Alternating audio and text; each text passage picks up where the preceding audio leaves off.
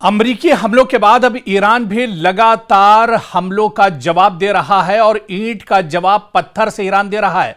अमरीका पर दबाव में इजाफा हुआ है। अमरीका पर लगातार दबाव बनता जा रहा है। जिस तरह से ईरान लगातार पलटवार कर रहा है, मशरिक़ वुस्ता एक बड़ी जंग के दहाने पर दरअसल इस वक्त पहुंच चुका है, क्योंकि मशरिक़ वुस्ता में जंग की आग बुझने के बजाय मजीद भड़कती दिखाई दे रही है। आप देखिए कि मशरिक़ वुस्ता में जहां पर इजराइल, अमरीका और खासतौर से अमरीका और ईरान के दरमियान यह लग रहा था कि जंग अब थम चुकी है और अब बातचीत की मेज पर आएंगे, बातचीत होगी। पाकिस्तान सालसी कर रहा था, बातचीत के रास्ते पर एक तरह से दोनों मुल्क आने के लिए तैयार थे, लेकिन एक बार फिर से जो भरोसा है वो अमेरिका ने तोड़ दिया। डोनाल्ड ट्रंप ने दरअसल वही किया जिससे ईरान डर रहा था, जो ईरान को खदशा था कि इन पर भरोसा नहीं किया जा सकता है, चाहे इजराइल हो, चाहे अमेरिका हो, चाहे इस तरह की दूसरी यूरोप के जो बड़ी ताकतें हैं, उन पर दरअसल भरोसा नहीं किया जा सकता है। और एक बार फिर से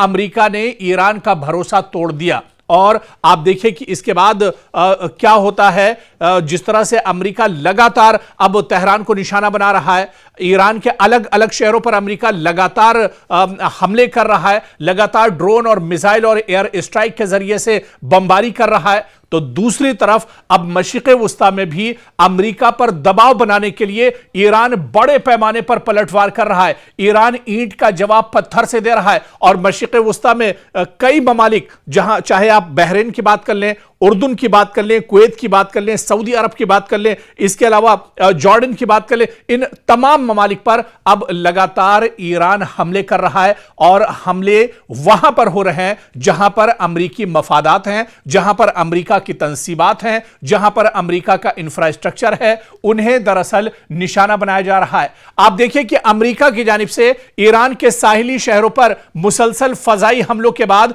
अब ईरान ने भी जवाबी कार्रवाई का अपना जो दायरा है वो वसी कर दिया है। अब ईरान भी लगातार दायरे से बाहर निकलकर हमले कर रहा है। और इत्तलात के मुताबिक जो इस वक्त बड़ी खबर आ रही है, आपको बता दें कि ईरान ने कुवैत, बहरीन और उर्दून में मौजूद अमरीकी मफादात और फौजी तंसीबात को निशाना बनाया है, जबकि तेहरान का दावा है कि उसने अमरीकी बहरिया के 5th फ्लीट यानी यूएस 5th फ्लीट के कमांड सेंटर को भी नुकसान पहुंचाया है। यह अमरीका के लिए बहुत बड़ा झटका है, पेंटागन को बहुत बड़ा इससे नुकसान पहुंचा है। जिस तरह से तेहरान ने खुद दावा किया है कि उसने अमरीकी बहरिया के 5th फ्लीट यानी यूएस 5th फ्लीट के कमांड सेंटर को ही नेस्तो नाबूद कर दिया है। बहुत बड़ा झटका दरअसल ईरान ने अमेरिका को दिया है। ईरान ने अपने हमलों को कामयाब करार दिया है। ईरान का दावा है कि सटीक टारगेट पर उसने निशाना लगाया है।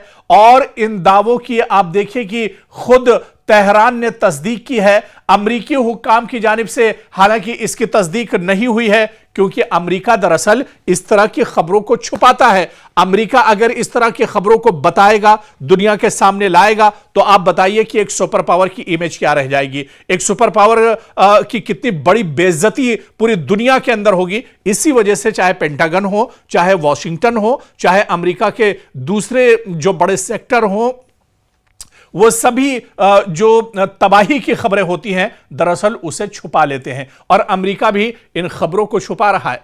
अभी एक खबर तो आपने सुनी भी नहीं होगी, कुवैत के अंदर ईरान ने अमेरिका के कई फौजियों को जहन्नम पहुंचा दिया है। अमेरिका के कई फौजियों को मौत के घाट ईरान ने उतार दिया है। यह बड़ी खबर शायद अभी तक आपके पास नहीं पहुंची होगी। और जिस तरह से हम बता रहे थे कि अमेरिका दरअसल इन खबरों को छुपाता है, ठीक इसी तरह से 2 दिन पहले कुवैत के अंदर एक बड़ा हमला ईरान ने किया था और वहां पर अमेरिका के 6 फौजियों को मौत के घाट उतार दिया है। कई फौजी उसमें बुरी तरह से जख्मी हुए हैं, जिन्हें लगातार अस्पताल में जिनका इलाज चल रहा है। लेकिन बड़ी खबर आपको बता दें कि बड़े पैमाने पर जानी नुकसान अमेरिका का पहली बार दरअसल हुआ है और कुवैत के अंदर ईरान ने अमेरिकी फौजियों को निशाना बनाया है। और बात यहीं तक नहीं रुकती है, बल्कि खबर यह भी है कि अमेरिका के जो फौजी हैं वो अपने जो बड़े ओहदेदार, बड़े अफसरान हैं या उनके जो जर्नल्स हैं